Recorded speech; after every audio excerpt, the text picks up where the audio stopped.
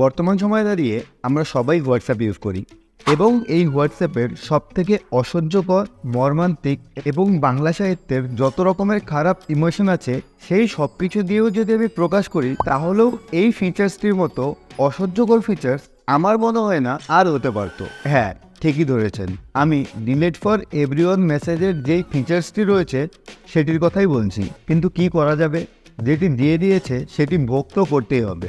কিন্তু আমি আপনাদের জন্য একটি খুব সহজ পদ্ধতি নিয়ে এসেছি, যেটির সাহায্যে আপনারা শুধুমাত্র হোয়াটসঅ্যাপ নয়, আরও যত মেসেজিং অ্যাপ্লিকেশন রয়েছে সব কিছু রিলেটেড মেসেজ দেখতে পারবেন, সেটিও কোনোরকম থার্ড পার্টি অ্যাপ্লিকেশন ডাউনলোড না করে। এই ফিচার্সটি আপনাদের অ্যান্ড্রয়েড ফোনে আগে থেকেই রয়েছে। হেই গাইস, আপনারা দেখছেন এই কলিযুগের চ্যানেল দ্য স্পাইডার নেট, আর আমি আপনাদের সঙ্গে তুষার। শুরু করার আগে আমি আপনাদের লাইভ ডেমো দেখিয়ে দিচ্ছি।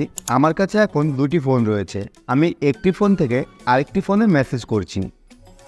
দেখতে পাচ্ছেন মেসেজটি সেভ করার পরে আমি এই মেসেজটিকে ডিলিট করে দিচ্ছি, মানে ডিলিট ফর এভরিওয়ান করে দিচ্ছি।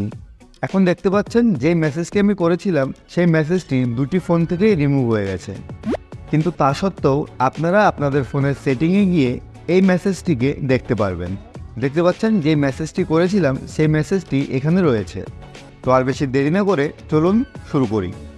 এটি করার জন্য আপনাদের খুব বেশি একটা কিছু করতে হবে না, খুব সহজেই আপনারা এই সেটিংটিকে অন করে দিতে পারবেন। এই টাইম স্ট্যাম্প থেকে শুধুমাত্র 1 মিনিট ভিডিওটিকে পুরোটা দেখে নিন, তাহলেই আপনারা এই ডিলিটেড মেসেজগুলি দেখতে পারবেন।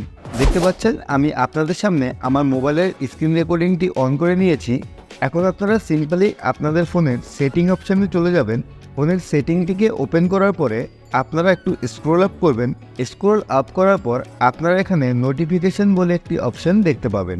আমি একটি স্যামসাংয়ের স্মার্টফোন ইউজ করছি, আপনারা যে কোনো ফোনই ইউজ করুন না কেন, যদি আপনার ফোনটিতে অ্যান্ড্রয়েড 12 ভার্সন আপগ্রেডেড থাকে তাহলে এই সেটিংটি আপনারা অন করতে পারবেন। তো যাই হোক, আপনারা নোটিফিকেশানে চলে যাবেন। আর যদি আপনারা নোটিফিকেশান খুঁজে না পান, তাহলে আপনাদের কাছে যেই ফোনই থাকুক না কেন, আপনারা সিম্পলি সেটিংয়ে গিয়ে ফোনটির সার্চ বারে চলে যাবেন এবং সার্চ বারে গিয়ে সার্চ করবেন নোটিফিকেশান। নোটিফিকেশান সার্চ করার পর আপনাদের সামনে নোটিফিকেশান বলে অপশানটি চলে আসবে।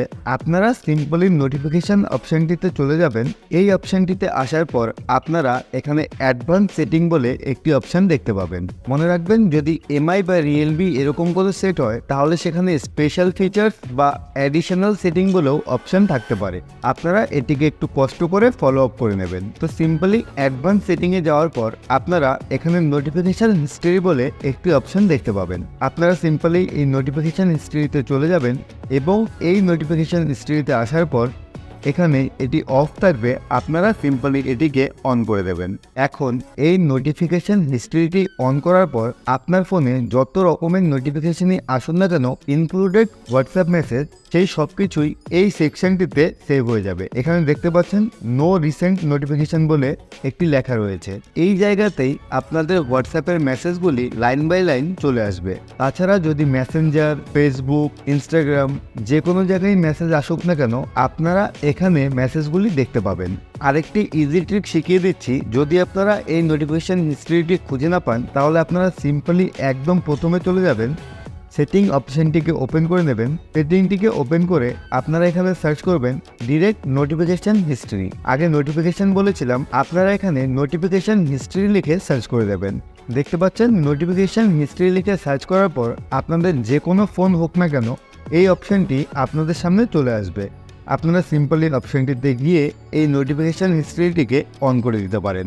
শুধুমাত্র এইটুকু করলেই আপনাদের হোয়াটসঅ্যাপের মেসেজগুলি এখানে সেভ হয়ে যাবে এবং অপর সাইড থেকে মেসেজটিকে ডিলিট করার পর হোয়াটসঅ্যাপ থেকে তো ডিলিট হয়ে যাবে, বাট এখান থেকে যতক্ষণ না আপনি নিজের হাতে ক্লিয়ার করছেন ততক্ষণ পর্যন্ত মেসেজটি এখান থেকে সরবে না।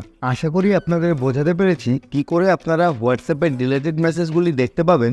যদি ভিডিওটি ইনফরমেটিভ লেগে থাকে তাহলে অবশ্যই একটি লাইক করে যাবেন, আর চ্যানেলে নতুন হলে প্লিজ চ্যানেলটিকে সাবস্ক্রাইব করে যাবেন, কারণ এই ধরনের ভিডিও আমি খুব কম গ্যাপ দিয়ে এই চ্যানেলে আপলোড করার চেষ্টা করি। তো আজকে এই পর্যন্তই, দেখা হচ্ছে পরের ভিডিওতে। ততক্ষণ আপনারা এর মধ্যে থেকে যে কোনো একটি ভিডিও দেখে নিতে পারেন।